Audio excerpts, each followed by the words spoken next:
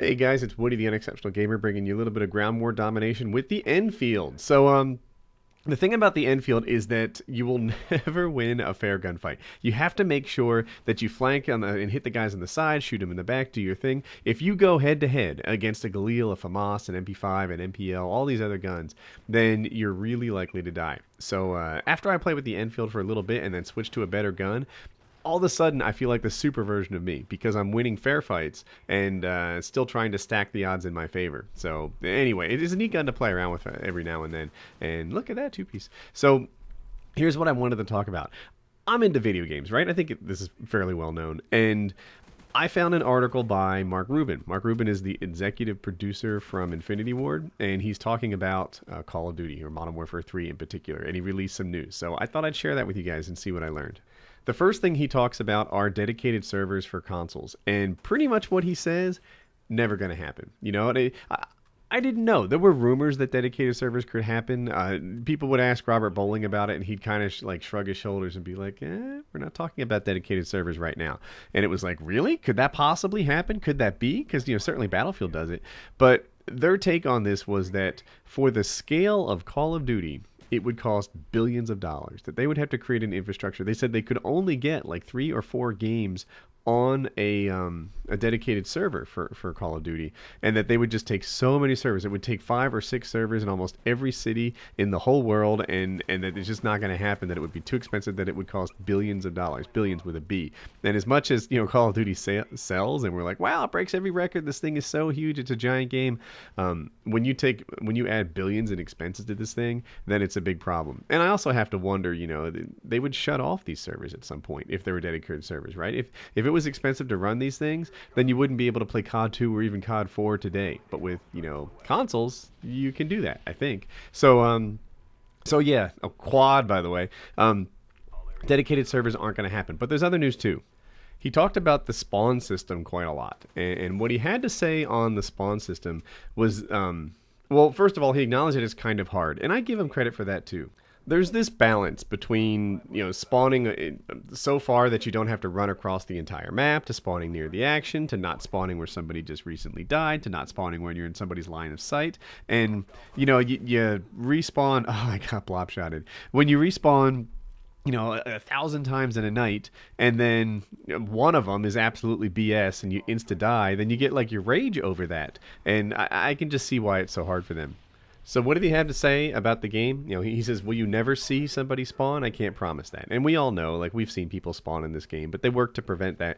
But this is what he said. He said that in Modern Warfare 2, they felt like the spawn system was somewhat flawed and that you were too close to the action. That you would spawn and instantly be in, you know, a world of trouble. And that for Modern Warfare 3, one of the tweaks they're making to the spawning system is they're going to pull you back a little bit and not have you spawn right on top of each other like you did in previous titles. So, yeah, I don't know. It seemed like a piece of news that was worth talking about. The spawn system is going to be a little less aggressive about keeping you near the action. I don't know. He didn't talk about that across different game types, but we all know it works differently. Like in demo, you spawn sort of back in your own spot no matter what happens. But in a game like Dom, it flips around, and in TDM, it flips around so crazy, I find the spawns to be relatively unpredictable. But yeah, in general, they're going to try to not put you so close to the action next time so that you can sort of set up and move forward, and we'll see how that works out. Knifing. So he talked about knifing a lot. And he's like, we've, you know, tamed it significantly from the last game. He's like, it's not the knifing fest of Modern Warfare 2. Now, when I hear that knifing is not like it was in the previous game, in my head, I'm thinking it's not like Black Ops. But to him, the last game is Modern Warfare 2. And thank goodness it's not like the last game. The last game sucked for knifing. Modern Warfare 2 was fatally broken. You guys just heard me rant about this. I'll back off. But I think we can generally agree that the knives in Modern Warfare 2 needed a lot of work. And they have some. But when I talk to, I have a friend who's played this game a lot, this game being Modern Warfare 3, and he tells me that the knifing is exactly like it is in Black Ops, that he can't tell any difference whatsoever. Now, I play Black Ops at COD XP. I don't have the same amount of hit something, Woody. I don't have the same amount of playtime that he does, but for me, every time I knifed, it had that swiping motion and no lunge. So I thought the knife was really, really restricted. And he tells me no, that he's played around with it, and the knife seems exactly the same as it is in Black Ops. And how do I find the knife in Black Ops? Tolerable. I suppose. It's I'd like to see the knife even weaker. I'd like to remove panic knifing somehow. If you just need to premeditate your knives, whether that means like, oh, this guy's in a room, I'm going to pull out my knife, and therefore, I'm planning this. Or maybe it means 2 hits from the front and 1 hit from the back. I don't know exactly what I want, but what I do want is, if you're running around with your gun hip firing or pre-firing through the corner like you're supposed to, and then this guy has a knife in his hand and he tenses up on his controller, he shouldn't be consistently beating you in those gunfights, and he is. But that's not something that's going to change. I got so lucky right there. But yeah, so what did they say about knifing? They've toned it down significantly from Modern Warfare 3. And then he also added, and this is the executive producer of Infinity Ward. Let me read it to you together. As for a new mechanic, it's been talked about, but we never got enough into a good situation to replace it. And that's really where we're at. It might be something we should look at, though, because to be honest, I'm not a fan of knifing. So I'm kind of glad that he feels our pain. I wish that he felt our pain in some way that translated into a change in the game, but it's not going to. Knifing in Modern Warfare 3, I think we can expect to be very much like knifing in Black Ops. Could be a lot worse. It's been worse in previous games. We've had teleporting in Modern Warfare 2, but in Modern Warfare 3, it's not going to be that bad. Another change he talked about was the host migration system, and this one has me a little bit worried. It's going to be similar to Modern Warfare 2 in that, if the host drops out, at least if they don't dashboard, then you'll be able to switch that game over to another host, and they'll continue playing. And guys, don't dashboard out. That's such a cheesy way to go. You really care about your game statistics that much? Just leave the game like a normal person.